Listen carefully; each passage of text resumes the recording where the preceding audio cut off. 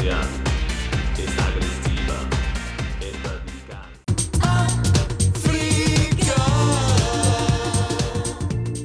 Hola, ¿qué tal amigos? Bienvenidos sean a un nuevo video de Tutoriales Gerberín. No es precisamente un príncipe azul. En esta ocasión hablaremos de la escalofriante historia de Locomía, una historia de música, triste y con un final terrible. Sus integrantes han terminado con una muerte misteriosa y si no, han fallecido en la pobreza absoluta.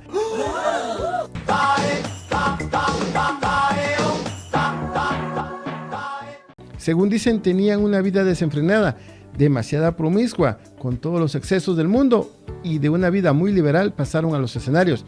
Y no solamente eso, también creían en la brujería. Y hablaremos del pacto oscuro que, según dicen, hicieron con una mujer misteriosa.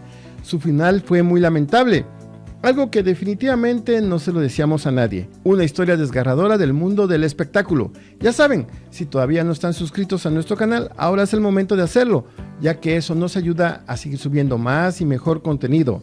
Ahora sí, sin más preámbulos, vámonos a lo que nos truje Chencha. Pero no caminaba como Chencha. Dicen que nadie llega a la cima sin perder algo en el camino, pero ellos no perdieron algo, lo entregaron. Eran jóvenes con mucha vida por delante y desesperados por ser famosos. Al principio no cantaban, solamente bailaban, tenían público y libertad, pero no había dinero. Bailaban por diversión, porque les daba gusto, bailaban por la libertad, como les dije antes.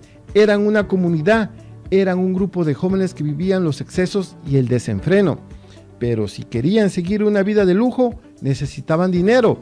Alguien les habló de una mujer que no vendía canciones, vendía destinos. Su fundador, Javier Font, tenía una vida loca. Sabía que para seguir dándose esa vida tenía que conseguir mucho dinero. Muchos de los integrantes de Locomía fueron sus amantes. Su novio en ese entonces era Manuel Arjona, uno de los integrantes originales, pero también era novio de Gar Parcher, y ese fue uno de los principales conflictos al principio.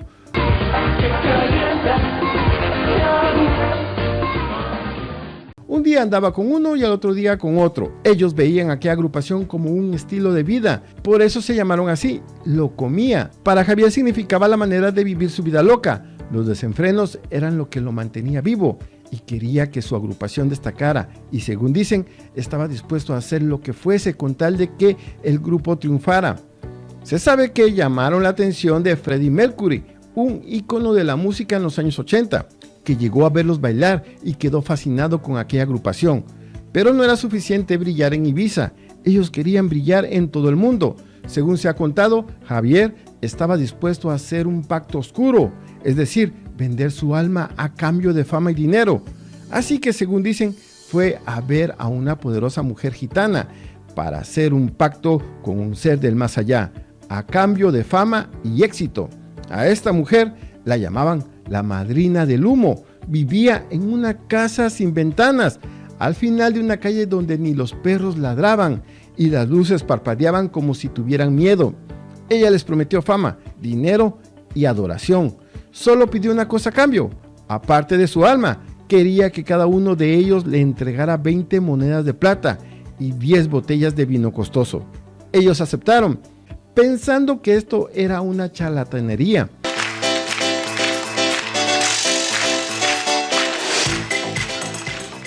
Y amigos, en estos pactos, si no cumples, la enfermedad o la pérdida de dinero caen sobre tu persona.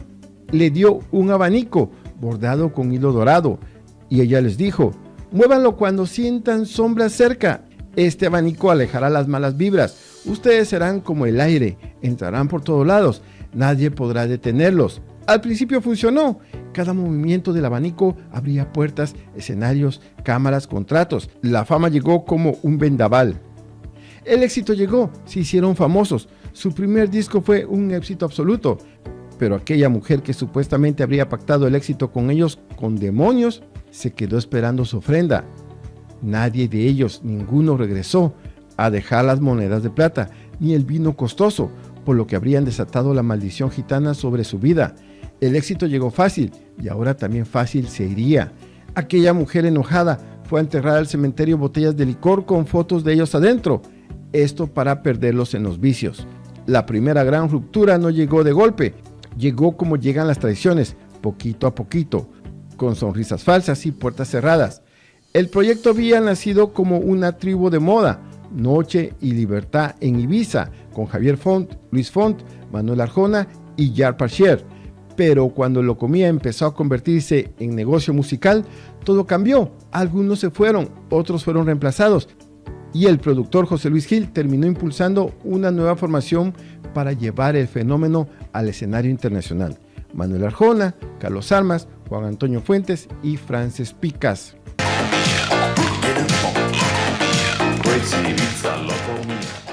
Dentro del grupo algo empezó a podrirse.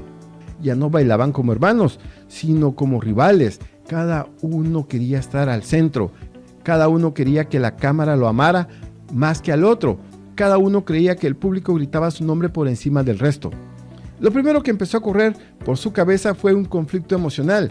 ¿Y cuál era esto? Pues simplemente les prohibieron decir que eran gays. Imagínate eso. Ellos estaban en la agrupación para vivir libres, mostrarse al mundo tal cual eran, pero el grupo se tenía que vender y sacar dinero.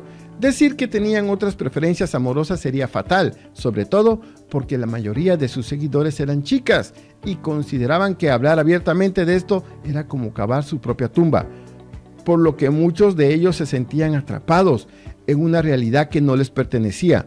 Por un lado, el éxito y la fama, y por otro, tener que esconderse del mundo, porque nadie se podía enterar de su secreto. Tenían prohibido que los vieran de la mano con otro hombre, prohibido que les tomaran fotografías, tenían que cuidar cada aspecto de su vida, incluso les cambiaron la manera de caminar para parecer más masculinos. Locomía pasó de ser un grupo de libertad a ser un grupo que mentía sobre el escenario. Y eso para sus integrantes era humillante, porque les quitaba su esencia, que aunque aquí entre nos, como decía Juan Gabriel, no hacía falta que lo dijeran, porque lo que se ve no se pregunta, amigos, ¿a poco no?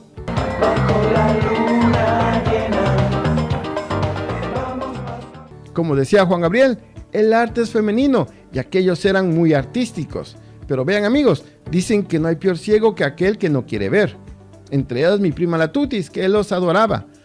Locomía sobre el escenario aparentaba fiesta, locura y masculinidad, pero abajo era miedo. Tenían contratos firmados que les impedía decir quién eran, con miedo en cada paso, con temor que alguien iba a descubrir su secreto. Según dijeron, cambiaron el alma del grupo. El grupo era libertad y liberación, pero los productores lo convirtieron en ocultismo y silencio. Ya no podían ser como eran. Ahora tenían que fingir ser heterosexuales. Tenían que fingir que les gustaban las mujeres. Y eso por dentro los empezaba a desmoronar. Además, se desató una batalla por el control del grupo. Por un lado estaba José Luis Gil, quien deseaba que el grupo fuera profesional y que no se enfocara únicamente en el público gay, sino que se enfocara en un público femenino y mucho más amplio. Y por otro lado estaba el fundador, Javier Font, quien sentía que le estaban quitando el control del grupo. Javier Font, el creador, fue puesto a un lado. Según dicen, Javier solamente estaba en el grupo porque quería satisfacer su deseo sexual y llenar sus bolsillos de dinero, y a los otros productores les pareció que esto les generaría conflicto, por lo que le aconsejaron salir y ahora se encargaría solamente del vestuario. Eso le envenenaba, porque él había creado parte del espectáculo, había movido los hilos desde abajo del escenario, pero eso ya no le bastaba. Mientras ellos brillaban bajo las luces, él quedaba escondido entre contratos, camerinos y sombras. Eso le dolía y declaró que le querían robar el grupo, su idea. Eso era de él y ser ahora el diseñador no era suficiente, porque él no quería ser el hombre que construyó a las estrellas, quería ser una de ellas. Boca que eres mía, solo una caricia. Dicen, porque estas historias nadie firma con tinta, solo con veneno, que al sentirse borrado de la historia que él mismo ayudó a levantar, empezó a buscar respuestas en lugares donde la luz no entra. Brujos, adivinas, cartas manchadas de humo, velas negras consumiéndose en silencio. No quería volver al grupo, quería que el grupo dejara de existir. Santos Blancos entró a Locomía a finales del año 1991 para sustituir a Juan Antonio Fuentes. Juan Antonio salió del grupo porque para él el grupo había perdido la magia. Él estaba enamorado de su pareja. Según se dijo, dejó el grupo por amor. Quería vivir en libertad con su pareja masculina y decidió dar un paso al costado. Santos Blanco entró a sustituirlo, justo cuando el grupo estaba en pleno boom internacional. Su debut fuerte ante el público fue en Viña del Mar 1992, donde quedó muy marcado por su imagen, el rubio bailarín con presencia escénica y potente. El público aplaudía, los medios hablaban de ellos, muchos aseguraban que Locomía estaba destinada a marcar una historia. Tenían imagen, misterio, presencia y ese aire teatral que parecía meterse por todos lados, como si el grupo hubiera nacido para conquistar escenarios, pero nadie contaba con lo que se movía detrás. Mientras las luces los bañaban de gloria, entre camerinos empezaban a crecer los celos, las envidias y un deseo incontrolable por destruirlos, pero desde adentro. Porque a veces la maldición no viene de afuera, a veces usa maquillaje, sonríe en las fotos y comparte escenario contigo. Realmente muy agradecidos de que hayan venido a Nubeluz. Han visto la cantidad de gente que los ha venido a ver. ¿Qué siente por ello? Según las versiones más citadas, Javier Font convenció a la formación de separarse de la compañía que los manejaba, pero eso provocó incumplimientos de contratos, una gira pendiente en México y un disco previsto para 1993. La productora FTI los demandó y les impidió presentarse como Locomía. Al final, la formación anterior quedó fuera y FTI, que tenía derechos sobre la marca, lanzó otra agrupación. La verdadera fractura no solamente fue artística, fue una guerra por el nombre, por el control y por quién tenía derecho a seguir moviendo el abanico. Mientras unos creían que Locomía les pertenecía por sangre, sudor y escenario, otros sostenían que la marca ya tenía dueño bajo contrato, y cuando el pleito estalló, el grupo original quedó atrapado, sin poder usar libremente el nombre, sin gira, sin disco y sin rumbo. Después del éxito original, en el año 1993 apareció una segunda generación con Luis Font, quien era integrante de la primera y luego salió, Fran Romero, Antonio Arbella y Pablo Robledo. Lanzaron el disco Party Time, pero el impacto ya no fue el mismo. Sí, en 1993 la nueva formación de Locomía fue a Siempre en Domingo y parte del público reaccionó muy mal porque no aceptaba el cambio de integrantes. Hubo abucheos, gritos y reclamos. Algunas fans decían que ellos no eran Locomía. La tensión subió tanto que unas personas del público intentaron írsele encima al grupo y la producción tuvo que intervenir.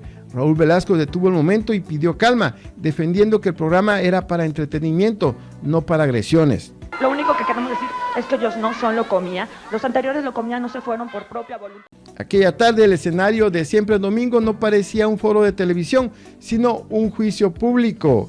La gente hacía dedito hacia abajo y Raúl Velasco dijo que eso significaba muerte en el circo romano.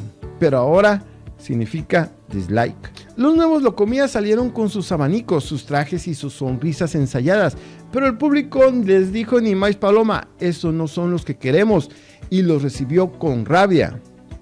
Ustedes no son Locomía, queremos a los verdaderos, gritaban las muchachas. Los gritos empezaron a crecer hasta tragarse la música. Algunas fans se levantaron de sus asientos, otras señalaban al escenario como si estuvieran viendo impostores usando una corona robada. Y entonces ocurrió lo impensable, la euforia se volvió violencia, producción tuvo que meterse, seguridad corrió entre las filas y Raúl Velasco pidió calma en vivo, pero el daño ya estaba hecho. Fran Romero salió en 1995 y fue reemplazado por Samba Libra, pero en 1996 sacaron Ya no lloro más, Es Carnita Polo y la etapa terminó en el año 1997 con un concierto de despedida en la Sala Galileo Galilei. Después de aquella segunda ruptura, la fama no solo se apagó, pareció cerrarles la puerta en la cara. ¿Cómo nació la idea de usar estos abanicos?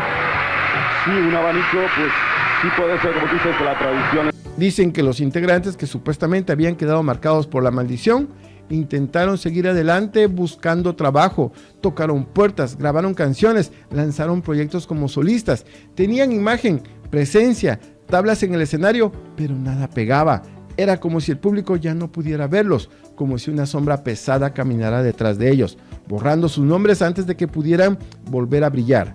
Antes de cada presentación, algunos juraban sentir un frío extraño en la nuca, miraban hacia atrás y veían sombras moviéndose entre las cortinas, figuras oscuras paradas detrás de los reflectores, como una presencia esperando su turno para cobrar. El abanico que alguna vez había prometido limpiar las malas vibras ya no espantaba nada. Ahora temblaba solo. Javier Font, Consumido por la idea de recuperar el control, no soportaba ver cómo el nombre de Locomía seguía vivo sin estar bajo sus manos, y cuando entendió que ya no podía usarlo, cuentan que soltó una frase que cayó como sentencia: si no es mío, no será de nadie. Desde entonces la guerra dejó de ser solo legal, se convirtió en espiritual, oscura y venenosa.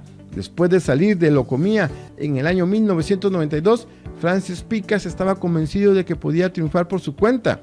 Tenía carisma, experiencia y era uno de los rostros más reconocibles del grupo. Su compañía discográfica y el productor José Luis Gil apostaron por él como solista y en el año 1994 lanzó su primer y único álbum, Bendición, un disco de estilo synth pop. El primer sencillo fue Locos por Amor, siguiendo con temas como No sé vivir sin ti, Ven sálvame, Lo siento y Amor por bandera.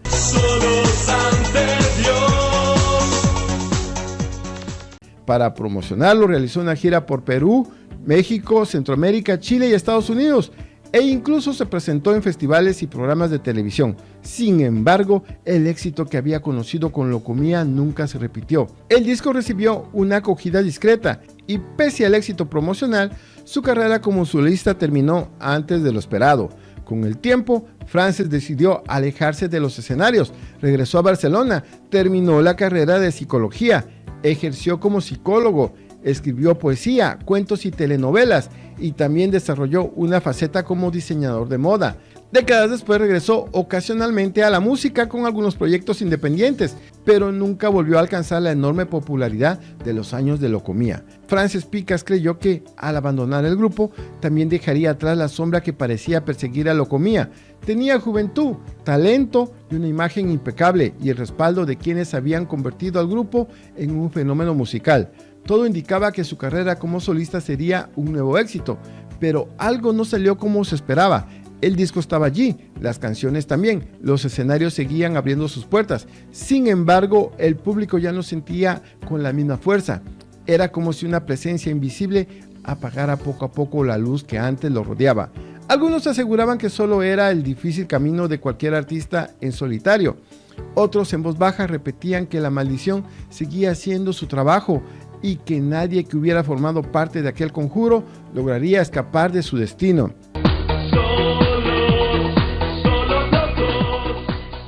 Francis Picas falleció el 22 de noviembre del año 2023 en Barcelona, España, a la edad de 53 años. La noticia fue confirmada por su familia a través de un comunicado. Lo que sí es importante aclarar es que la causa de muerte nunca fue revelada oficialmente. La familia pidió respeto por su privacidad y ningún comunicado médico ni familiar hizo pública la causa del fallecimiento. Por ello, cualquier versión que hable de enfermedades específicas o circunstancias concretas es especulación y no está confirmada.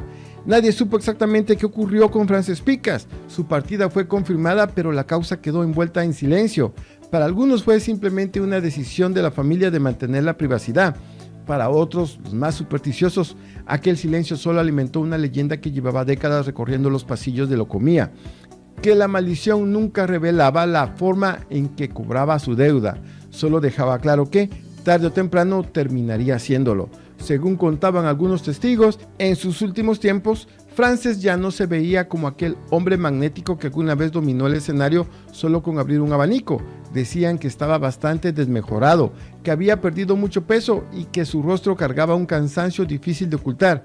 Ya no era ni de cerca la figura brillante que el público recordaba a través de los años dorados de Locomía. Para muchos era simplemente el paso del tiempo y las heridas invisibles de una vida intensa, pero para quienes creían en la maldición, aquella transformación tenía otro significado.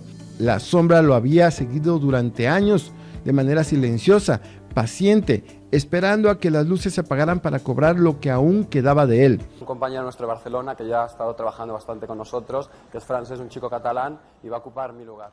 Pero déjenme contarles, amigos, que ahí no para la historia, porque una historia espeluznante ocurrió con Santos Blancos, el rubio de Locomía. Tras el colapso de Locomía, mientras algunos intentaron armar proyectos musicales o regresaron a la moda, Santos Blancos decidió cortar de tajo con el mundo del espectáculo. Quienes lo conocieron en esa época de transición aseguran que el peso de la fama efímera y los excesos de la industria lo dejaron desencantado. Santos encontró refugio en la religión. Se vinculó estrechamente con una organización católica de corte místico y comunitario en España.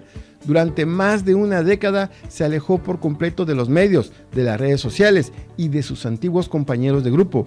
Cambió los abanicos, las sombreras gigantes y los trajes de satín por una vida de austeridad, oración y servicio. Hacia el final de su vida, Santos Blanco se trasladó a Gijón, una ciudad costera al norte de España. Para ese entonces, su situación era crítica, no tenía un trabajo formal, carecía de ahorros y dependía enteramente de la caridad y del apoyo de instituciones benéficas religiosas. Vivía en una habitación alquilada o en estancias gestionadas por redes de apoyo social. A pesar de su pasado como estrella de la música pop que llenaba estadios en América, en Gijón era simplemente Santos, un hombre solitario, extremadamente delgado, de perfil bajo, que pasaba los días en iglesias y comedores sociales. Sus vecinos y los voluntarios que lo trataron lo describían como un hombre dulce, profundamente espiritual, pero completamente desconectado del mundo material.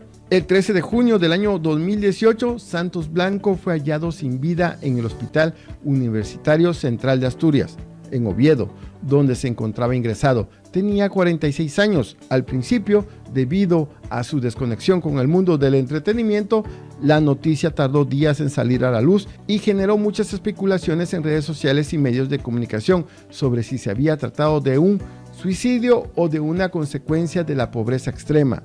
Para frenar los rumores, la familia de Santos y la agencia de representación que actualmente maneja la marca Locomía emitieron comunicados aclarando la situación. Santos Blanco falleció por causas naturales. Su cuerpo simplemente colapsó debido a una trombosis pulmonar fulminante.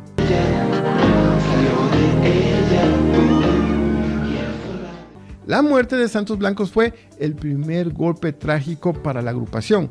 Solo unos meses después, en julio del mismo año, fallecería Fran Romero, integrante de la segunda etapa de Locomía.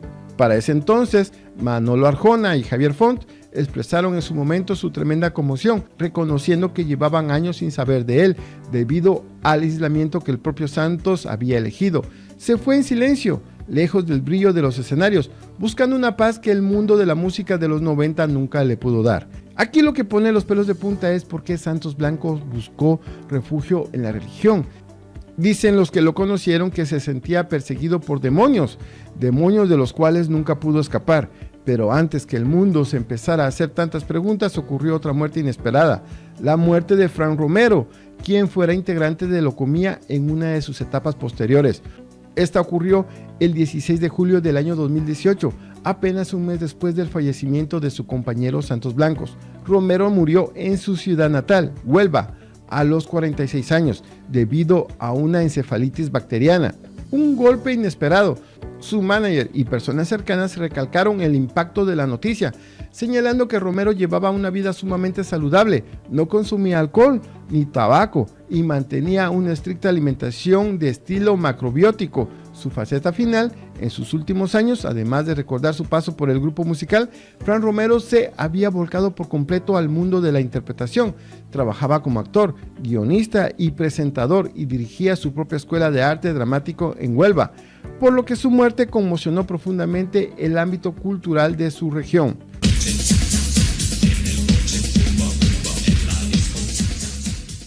Lo espeluznante aquí es que, según dicen fuentes cercanas, tenía una deficiencia en el sistema inmune.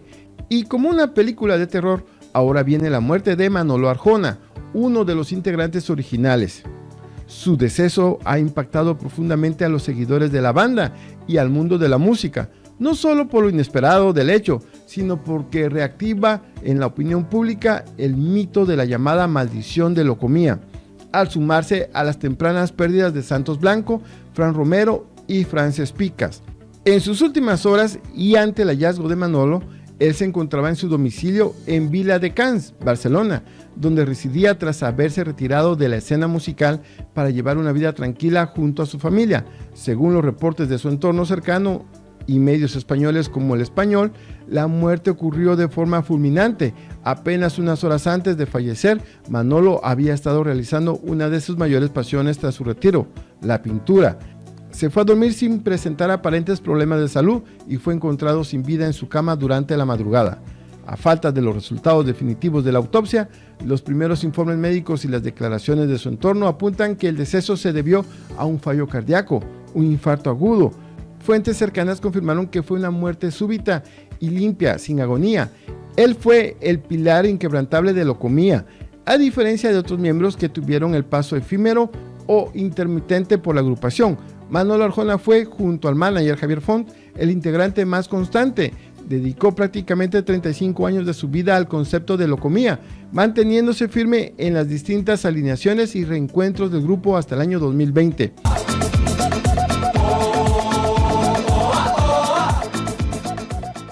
Era considerado el espíritu elevado del grupo, reconocido por su elegancia al bailar, su manejo impecable de los abanicos gigantes y una personalidad dulce, tímida y bondadosa fuera de las cámaras.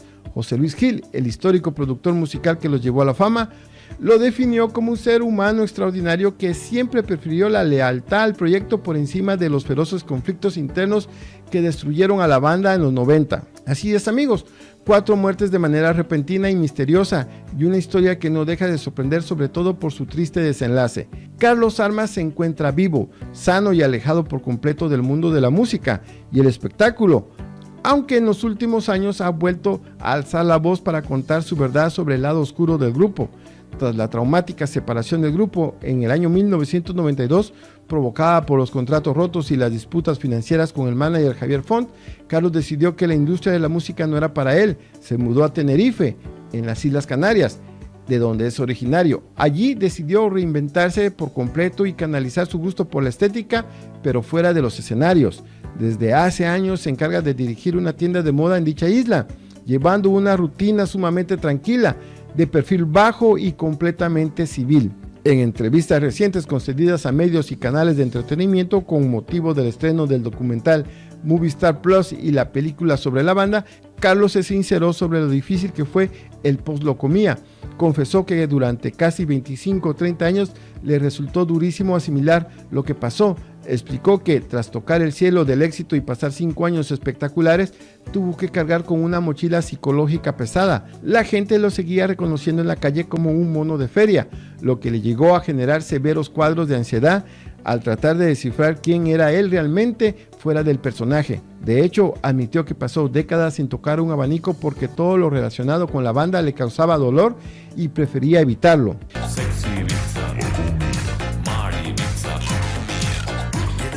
Carlos Armas ha sido uno de los ex integrantes más tajantes al hablar de las finanzas del grupo. En sus intervenciones recientes ha dejado claro que los músicos fueron profundamente engañados y que se metieron el dinero en el bolsillo a costa de su trabajo. Incluso reveló que por las recientes producciones audiovisuales que revivieron la fiebre de Locomía, apenas recibió montos mínimos de 4 dígitos, es decir, 1,000 euros, señalando directamente a los manejadores de la marca por seguir lucrando con una historia donde los verdaderos protagonistas se quedaron sin nada. Aquí, amigos, viene lo triste del proyecto, porque los cantantes, esos que el público idolatró, esos jóvenes que movían el abanico, se quedaron sin nada y los únicos que se embolsaron el dinero fueron los productores. Muchos de los integrantes, después de la separación del grupo, no tenían nada de dinero. Otro integrante de Locomía que tuvo una caída extrema es Luis Font. Luis Font estuvo en el origen del grupo en los años 80 en Ibiza, siendo uno de los primeros en usar los emblemáticos abanicos y la ropa extravagante. Sin embargo, su salida de la banda deriva de profundas tensiones y desavenencias con su propio hermano, Javier. Eso lo marcó a nivel personal. El propio Luis ha relatado públicamente que el fin de esa etapa lo hundió en una depresión severa que se prolongó por casi 3 décadas y que lo llevó a refugiarse en adicciones durante el largo periodo. Tras años alejado de los grandes reflectores y buscando la manera de salir adelante por sí mismo, Luis comenzó a ganarse la vida como artista urbano, cantando en el metro de Madrid con su abanico y presentándose ante los pasajeros como exintegrante de Locomía. Encontró en el suburbano madrileño su principal fuente de ingresos y una forma de reconectar con el público. Pero la estabilidad de Luis se truncó de una forma crítica entre los años 2024 y 2025 debido a severos problemas de salud en una rodilla que requirieron una intervención quirúrgica. Se vio completamente imposibilitado para seguir actuando en el metro, Al perder su única fuente de ingresos y no poder hacer frente a los costes de un alquiler, Luis tocó fondo y entró en una situación de indigencia. La gente piensa que yo me lo he gastado todo. No, yo no tengo regalías. Mira, señores, al grano. Llegando a vivir y dormir en parques y en las estaciones de un aeropuerto en España. Cuando su situación era más crítica y su salud física y emocional estaba al límite, su realidad dio otro giro absoluto, gracias a la solidaridad de una familia mexicana quien lo acogió y apadrinó, enviándole apoyo económico para subsistir y ayudándolo a trasladarse a México. Instalado en la ciudad de Morelia, Michoacán, Luis ha iniciado una nueva etapa de reconstrucción personal. En esta faceta se define como un artista urbano efímero y se le puede ver recorriendo activamente zonas turísticas como los portales de Morelia, donde comparte su carisma, baila con sus icónicos abanicos y convive de cerca con la gente. Además de retomar su perfil artístico en las calles y redes sociales, ha explorado nuevos emprendimientos económicos, como proyectos gastronómicos de paellas a domicilio. Y mira al futuro con optimismo, agradeciendo profundamente el cariño de la comunidad mexicana que le ofreció una segunda oportunidad de vida. Pero eso no es todo, mi gente. Agárrense porque cuando nos metemos con el destino, la música se convierte en requiem y los abanicos en alas de la mismísima muerte. Dicen los que saben de la noche, de la magia oscura que se esconde detrás de las luces de los escenarios, que Locomía no fue un grupo musical, fue un pacto de vanidad, ego y ambición desmedida que se selló bajo el sol de Ibiza y que, una vez roto, desató una fuerza implacable. La profecía es fría, directa y no tiene piedad. Todo aquel que ose tocar la gloria de ese nombre pagará el precio con su salud, su cordura, su fortuna o su propia vida. Y si crees que esto es exageración, mira las pruebas, porque la parca ha caminado de la mano de este concepto, cobrando facturas con una precisión quirúrgica que eriza la piel. Y según dicen, no es una coincidencia, es una cacería celestial. El precio de haber tocado el cielo de la fama en los años 90 se ha cobrado con la moneda más cara, la muerte en la indigencia.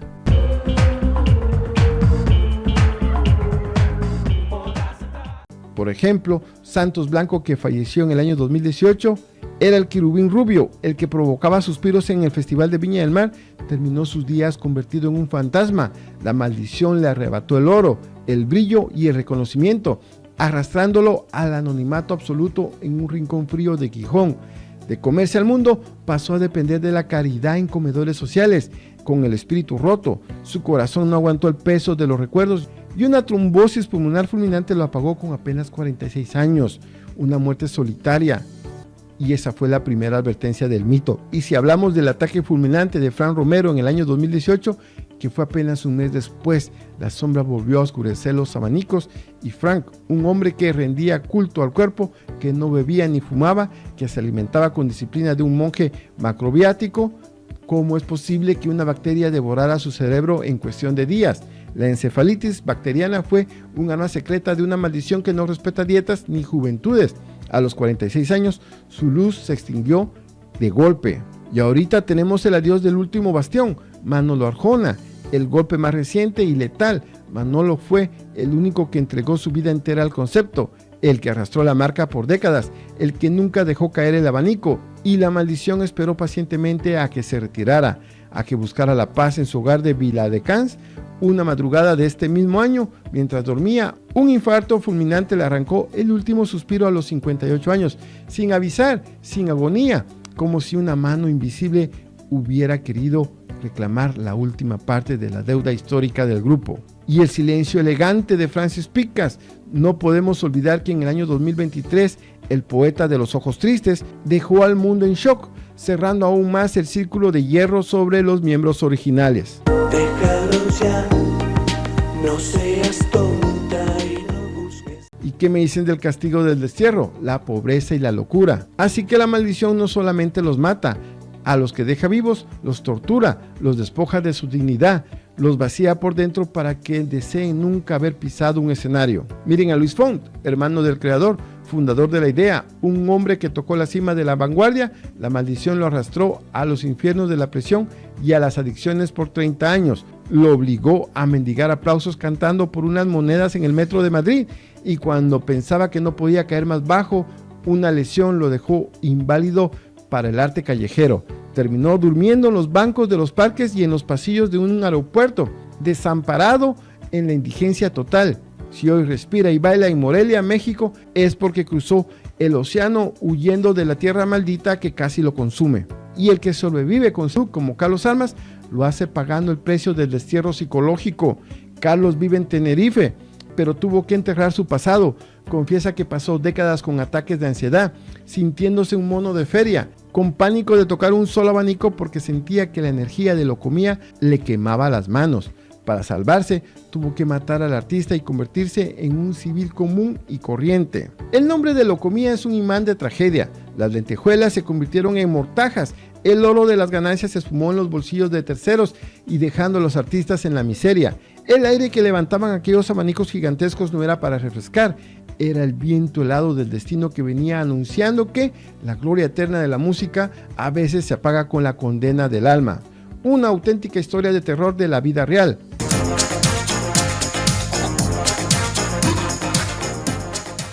Ahora sí, amigos, vamos a rematar esta historia haciendo una reseña del ocultismo de Locomía y por qué muchas personas los consideran más que un grupo musical, lo consideran un pacto con el diablo. Había un detalle en sus zapatos de una punta exagerada, que tienen significado oscuro. Históricamente, las puntas excesivas eran símbolo de vanidad desmedida, el pecado del orgullo y el exhibicionismo carnal.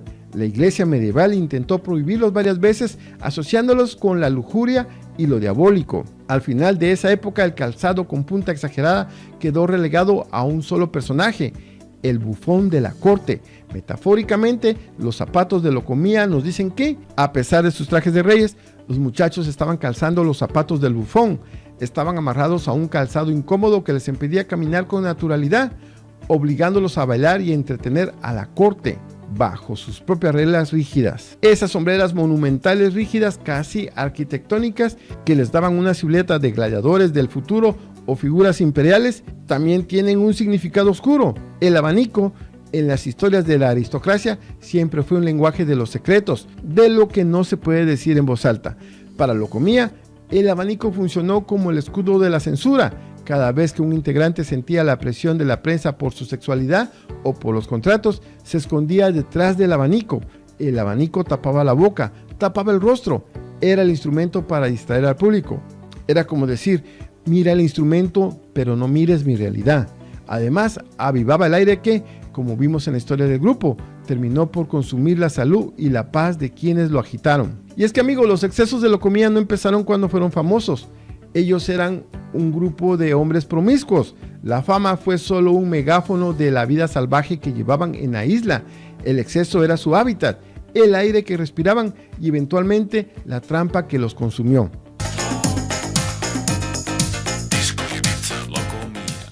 Los excesos no se escondían, formaban parte de la rutina para aguantar despiertos 3 o 4 días seguidos. Las jornadas consistían en diseñar ropa de locura bajo el influjo de sustancias, salir a la playa a lucirse y luego reinar en la zona VIP de la discoteca Q, rodeados de magnates, diseñadores europeos y estrellas de Hollywood. Utilizaban el sexo como moneda de cambio y la ambigüedad. El grupo tenía estética andrógena. Hombres hermosos maquillados con faldas y abanicos rompían la cabeza de los turistas adinerados de la isla. Javier Font ha admitido en diversas ocasiones que en esos años el sexo era libre, fluido y una herramienta de poder. El grupo atraía tanto a hombres como a mujeres de la alta sociedad internacional. Los excesos también eran de cama. Se dice que la comuna de Locomía era un hervidero de pasiones donde los límites no existían. Vivían del magnetismo que generaban, conseguían cenas caras, telas lujosas y tratos de favor simplemente por asistir a las fiestas de los multimillonarios de la isla y adornar sus salones. Pero la verdadera tragedia y el exceso psicológico comenzaron cuando el productor José Luis Gil los sacó de esa burbuja de libertad en Ibiza para meterlos al mercado latinoamericano, y del síndrome de la abstinencia de la realidad pasaron de una isla donde la homosexualidad, el poliamor y las drogas se vivían abiertamente a ser encerrados en habitaciones de hotel en México, Argentina o Chile, obligados a fingir que eran solteros heterosexuales en busca de la mujer ideal.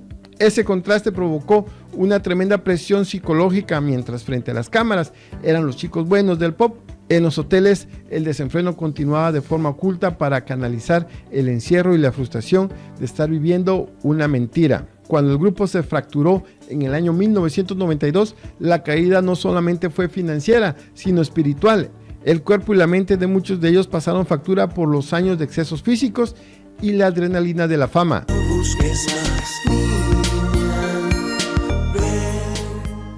Al verse sin dinero y despojados de la armadura de satén, el refugio para algunos fueron las adicciones duras y la depresión severa durante décadas. Ibiza les dio brillo, pero la factura que les cobró por vivir al límite de los sentidos fue altísima. Pero vean amigos, lo que se ha murmurado en voz baja es que la teoría es que el VIH, más conocido como SIDA, pudo haber estado detrás de la muerte y el deterioro de algunos integrantes de la banda. A finales de los 80s y principios de los 90, el VIH estaba en su punto más crítico y letal, ensañándose especialmente con la comunidad artística, la noche de Ibiza y el mundo de la moda, que eran los ecosistemas de donde nació Locomía. El manager del grupo, Javier Font, y el productor José Luis Gil sabían que el más mínimo rumor de homosexualidad o de una enfermedad relacionada con el VIH destruiría por completo la carrera comercial de la banda en América Latina, que entonces era un mercado sumamente conservador. Por eso impusieron un régimen de silencio absoluto. Tenían prohibido enfermarse públicamente. Cualquier baja médica se justificaba de inmediato como agotamiento por las giras o fuertes anemias. Ese mismo secretismo corporativo fue el que sembró la semilla de la sospecha en el público. Y vean amigos, si nos ponemos a ver el caso de Santos Blancos, tenía una delgadez extrema y abandono. Cuando Santos Blanco falleció en el año 2018, las redes sociales y algunos tabloides revivieron la teoría del SIDA con fuerza. La razón, el estado físico en el que se encontraba en sus últimos años en Gijón. Los testimonios de quienes lo veían en los comedores sociales describían a un hombre extremadamente delgado, demacrado y con un deterioro físico evidente. Y vean amigos, también Fran Romero, que murió un mes después de Santos Blancos, tuvo una infección en el cerebro.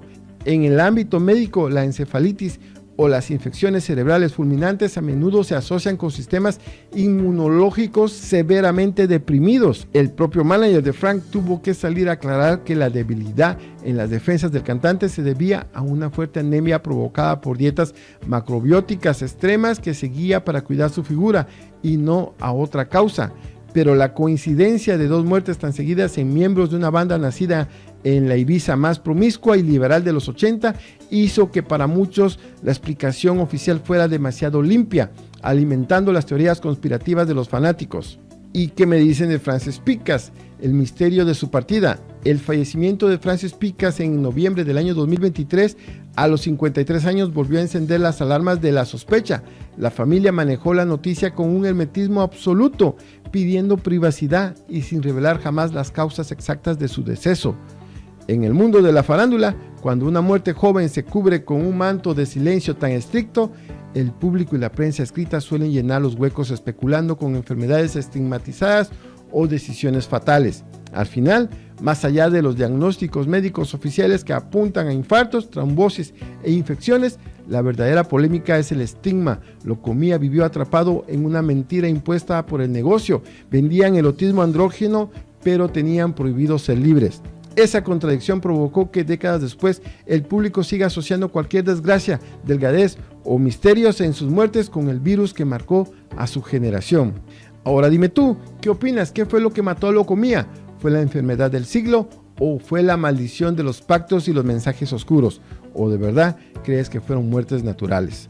Te leo en los comentarios. Y si esta historia te atrapó y te gustó, no olvides suscribirte al canal y activar la campanita, porque eso nos ayuda a seguir subiendo más y mejor contenido. Y nos vemos en una próxima ocasión.